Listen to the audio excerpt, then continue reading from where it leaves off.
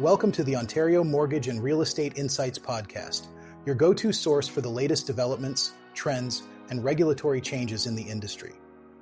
I'm your host, Steve Hamoen, here to provide you with insights sourced from reputable news outlets to help you stay informed and make well-informed decisions. This podcast is brought to you by Real Approved Inc., a trusted mortgage brokerage dedicated to helping Canadians achieve their home ownership dreams. Visit realapproved.ca to learn more about how their experienced team can assist you with your mortgage needs. Let's dive into today's episode. Today, we're diving into the recent interest rate cuts by the Bank of Canada and how these changes have reframed the mortgage shock story for many Canadians, though not for everyone. The Bank of Canada's recent decision to slash interest rates has been welcomed by numerous homeowners and potential buyers, as it offers a reprieve from the high costs associated with borrowing. However, this relief isn't universal, and the effects are being felt differently across various demographics and regions. For many, the reduced interest rates mean lower monthly payments and the potential to qualify for larger loans. This has sparked a renewed interest in the housing market, with some individuals taking advantage of the more favorable borrowing conditions to either purchase new homes or refinance existing mortgages. The narrative here is one of optimism, as people see an opportunity to enter the market or upgrade their current living situations. However, it's important to note that not everyone is experiencing this relief. Those who locked in fixed-rate mortgages at higher rates before the cuts are not seeing the immediate benefits.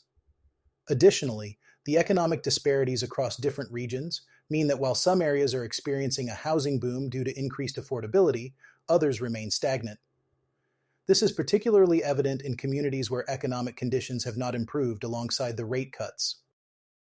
Some analysts suggest that the interest rate cuts could lead to overheating in certain real estate markets, particularly in urban centers where demand is already high.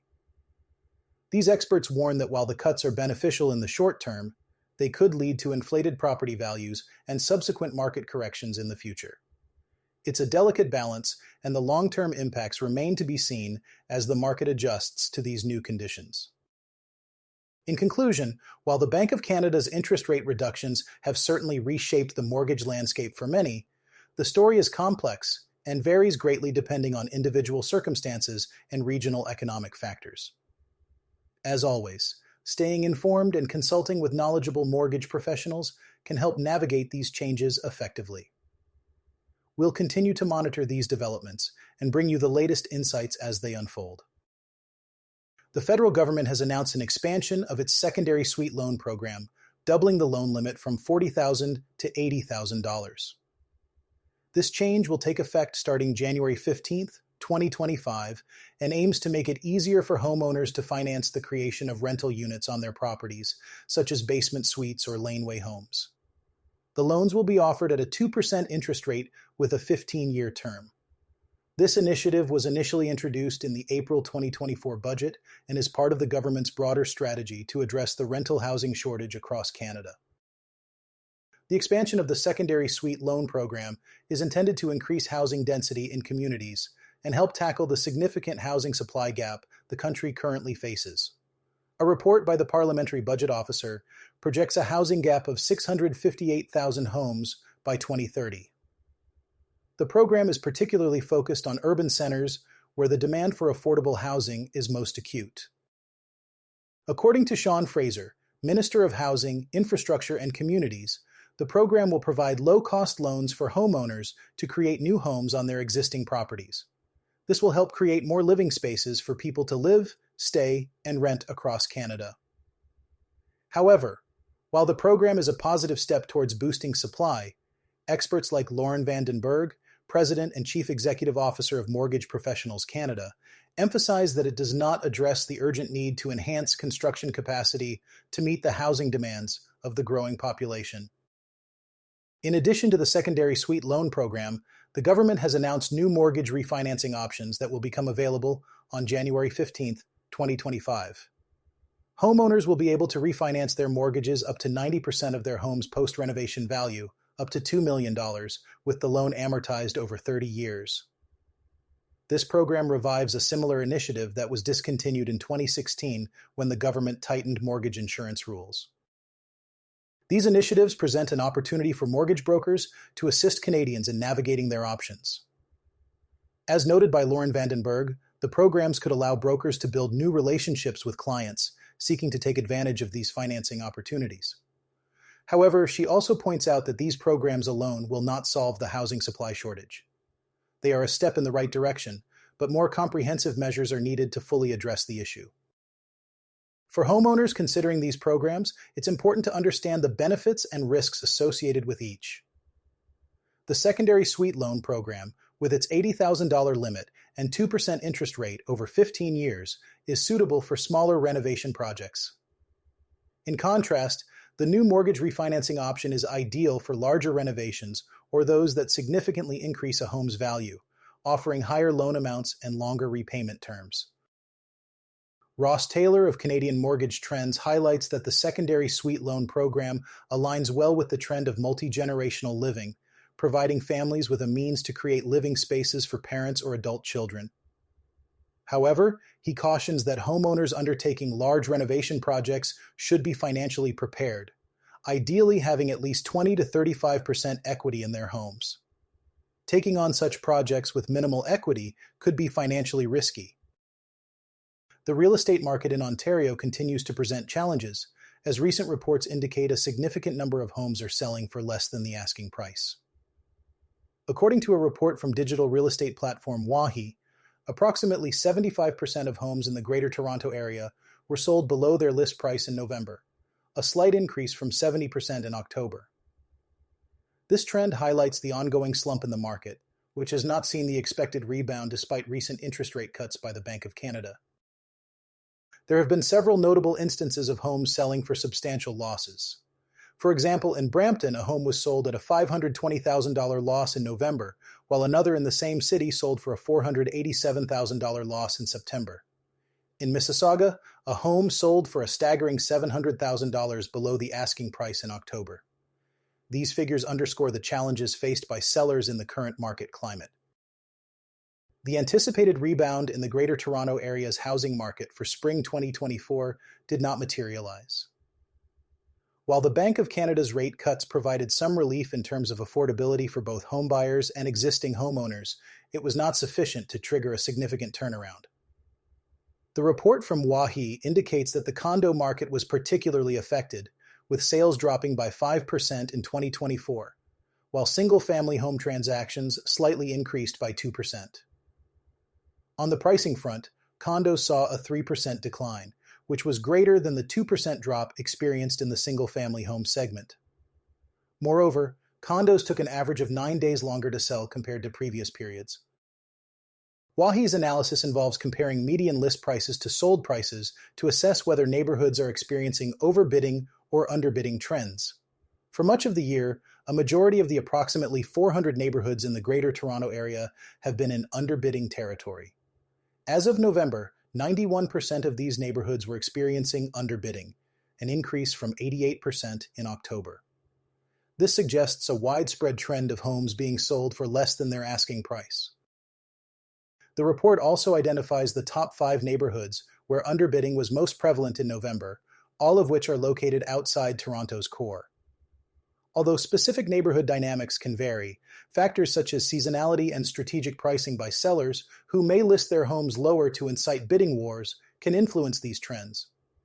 Despite these efforts, many areas continue to see prices driven down, reflecting the broader market challenges.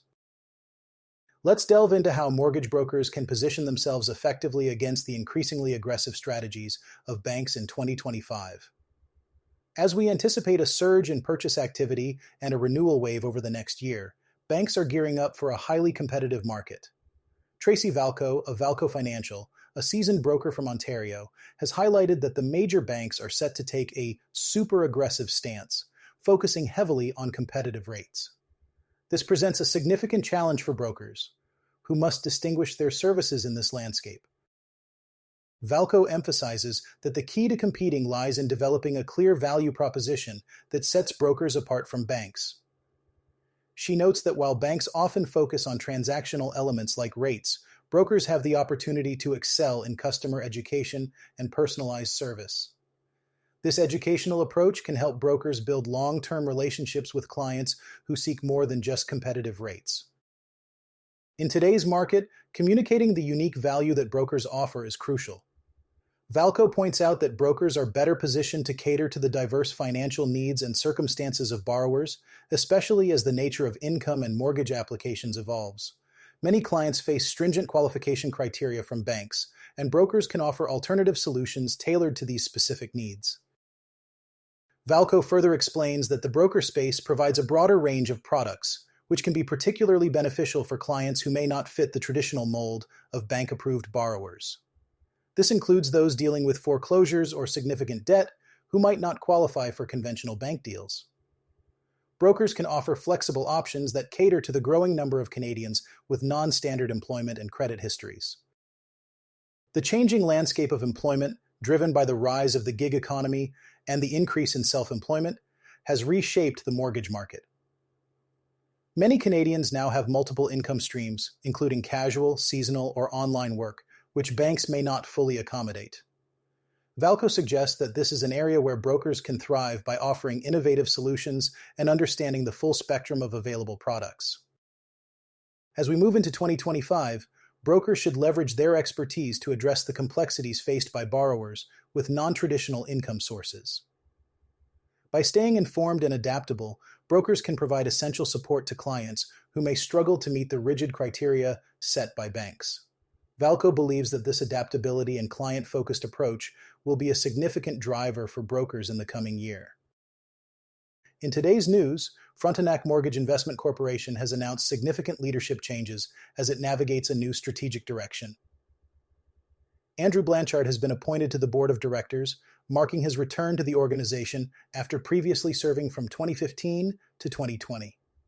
Blanchard brings a wealth of experience from his roles at Procter & Gamble, McKinsey & Company, and as the Chief Executive Officer of Sterling Capital Brokers Ltd. His diverse expertise in operations management and consulting, along with founding Jacket River Capital Partners, positions him as a valuable asset to Frontenac's leadership team. Additionally, Megan Davis has been named interim chair of the board. Davis, who has been a board member since 2021, is expected to guide Frontenac through this transitional phase as the company refines its business strategy. Her leadership will be crucial as the organization looks to solidify its strategic initiatives moving forward. Wayne Robinson, who founded the Robinson Group in 1980 and served as Frontenac's chief executive officer from its inception until 2014, has resumed his role as CEO. Robinson's extensive experience in asset management and financial services will be instrumental in steering the company through these changes and ensuring continued growth and stability. These leadership changes follow the resignation of Ryan Seeds as board chair and director on November 22nd. While Frontenac acknowledges Seeds' contributions, no further details have been provided regarding his departure. The current board, which includes Davis, Blanchard, Eric Donnell, and Ryan Wykes, will continue to oversee the company's operations and strategic initiatives. It's clear that Frontenac Mortgage is positioning itself for a new chapter with these leadership updates. As always, we'll keep you informed on how these changes impact the mortgage and real estate landscape in Ontario and beyond. Thanks for tuning in to another episode of the Ontario Mortgage and Real Estate Insights podcast. We hope you found today's insights valuable as you navigate the world of mortgages and real estate. Before you go, a quick reminder: Real Approved is here to make your mortgage journey smoother. Whether you're buying your first home or refinancing, their experienced team is ready to guide you with personalized support every step of the way. Visit realapproved.ca to get started and take the next step toward achieving your homeownership goals. Catch you next time and stay informed with the latest industry insights.